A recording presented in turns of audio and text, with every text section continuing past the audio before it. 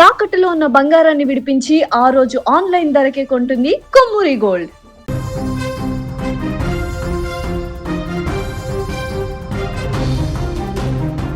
Visakhapatnam fishing harbour సమీపంలో జరిగిన boat ప్రమాదంలో 7గురు మత్స్యకారులు ప్రాణాలతో బయటపడ్డారు. ఉదయం చేపల వేటకు వెళ్లిన బోటు హార్బర్ సమీపంలో అలల ఉధృతికి అదుపు తప్పి మత్స్యకారులపైన బోల్తపడింది. అలల తాకిడి ఎక్కువగా ఉండడంతో ఆ బోటుతో పాటు మత్స్యకారులు పెద్ద పెద్ద రాళ్ల మధ్యలో ఇరుక్కుపోయారు. మత్స్యకారులు బోటును పట్టుకొని ప్రాణాలతో అక్కడ ప్రమాదం నుంచి బయటపడ్డారు. అయితే ఇద్దరికి తీవ్ర గాయాలయ్యాయి. వారిని విశాఖ కేజీహెచ్లో తీసుకువెళ్లి అక్కడ చికిత్స అందిస్తున్నారు. ఈ ప్రమాదంతో 2.5 లక్షల విలువ చేసేటువంటి బోటు, 2 లక్షల విలువైనటువంటి వల పూర్తిగా దెబ్బతింది.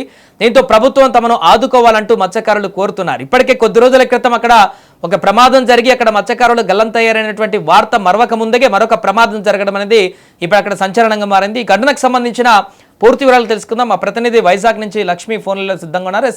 లక్ష్మి, ప్రమాదం ఎలా జరిగింది? ప్రమాదానికి సంబంధించిన అప్డేట్స్ ఏంటి? ఎంతమంది మత్స్యకారులు ఈ ప్రమాదానికి గురయ్యారు? వరుస బోటు ప్రమాదాలు మత్స్యకార గుండెల్లో గుబులు రేపుతున్నాయని చెప్పొచ్చు. మొన్ననే మనం చూసాం అత్యంత విషాదకరమైన ఘటన మరొక ముందే ఈ రోజు తెల్లవారుజామున మరొక బోటు ప్రమాదానికి గురైంది. ఉదయం 7గురు మత్స్యకారులతో మరబోటులో వారంతా కూడా వేట కొనసాగించేందుకు వెళ్లారు. అయితే ప్రస్తుతం వాతావరణ ప్రతికూల పరిస్థితుల వల్ల అలల ఉధృతి చాలా ఎక్కువగా ఉంటుంది, గాలుల వేగం కూడా చాలా బలంగా ఉంటుంది. ఇలా వెళ్లి అలా కొంత ఫిషింగ్ పడగానే వెనక్కి తిరిగి వచ్చేద్దాము అనే ఆలోచనతో మత్స్యకారులు వెళ్తున్నప్పటికీ కూడా ఈ వాతావరణ ప్రతికూల పరిస్థితులు వాళ్ళని ముందుకు కదలనివ్వటం లేదు. ఈ నేపథ్యంలోనే ఉదయం 7గురు మత్స్యకారులు కూడా మరబోటులో ఫిషింగ్ కి బయలుదేరిన వెంటనే హార్బర్ కి సమీపంలోని పెద్ద పెద్ద బండరాళ్ల వద్ద సమీపంలోకి వచ్చేటప్పటికి అక్కడ అలల ఉధృతి విపరీతంగా ఉండటంతో ఒక్కసారిగా బోటు తిరగబడింది. ఆ బోటు తిరగబడటంతో పాటు అక్కడ ఉన్నటువంటి బండరాల మీదకి మత్స్యకారులు ఎగిరిపడినటువంటి పరిస్థితి. ఈ నేపథ్యంలోనే ఆ 7గురు మత్స్యకారులు ఇద్దరు మాత్రం తీవ్రంగా గాయపడ్డారు. ఆ బండరాళ్ళకి తగులుకొని తీవ్రంగా గాయపడినటువంటి మత్స్యకారులను ఆ సహచార మత్స్యకారులంతా కూడా రెస్క్యూ చేసి బయటకు తీసుకొచ్చి ఇమీడియట్ గానే వాళ్ళని హాస్పిటల్ కి అయితే తరలించడం జరిగింది. ప్రస్తుతం గాయపడినటువంటి ఇద్దరు మత్స్యకారులకు కేజీహెచ్ లో చికిత్స అందుతోంది సాయి. మరొక వైపు అప్పుడే వాళ్ళు బోటులో మొత్తం ఎక్విప్మెంట్ ను పట్టుకొని వాళ్ళు వెళ్తున్నారు. వల కావచ్చు, లేకపోతే మరబోటు కూడా సుమారు 4 లక్షల వరకు ఖరీదైనటువంటి పరిస్థితి ఉంటుంది. ఈ నేపథ్యంలోనే ఇప్పటికే మత్స్యకారుల బతుకులు చాలా ఇబ్బందికర పరిస్థితిలో ఉన్నాయి. దాంతో పాటు అప్పుడప్పుడు ఏర్పడుతున్నటువంటి ప్రమాదాల వల్ల గంగమ్మ మాపై కన్నెర్ర చేస్తోందా, ఎందుకు మాకే ఇట్లాంటి కష్టాలు వస్తున్నాయి అంటూ కూడా మత్స్యకారులు తీవ్ర ఆవేదన వ్యక్తం చేస్తున్నారు. ఒక్కసారిగా మరబోటు ప్రమాదానికి గురైందనే వార్త తెలియగానే హార్బర్ స్థానికంగా ఉన్నటువంటి మత్స్యకారులందరూ కూడా తీవ్ర ఆందోళనకు గురైనటువంటి పరిస్థితి. వేటకు వెళ్లిన వారి పరిస్థితి ఏమైందా అని అనుకునే లోపే వాళ్ళు తిరిగి హార్బర్ కు చేరుకోవటం, ఇద్దరు తీవ్రంగా గాయపడినటువంటి ఆ దృశ్యాలు చూసి ప్రతి ఒక్కరూ తీవ్రంగా చలించిపోయారు.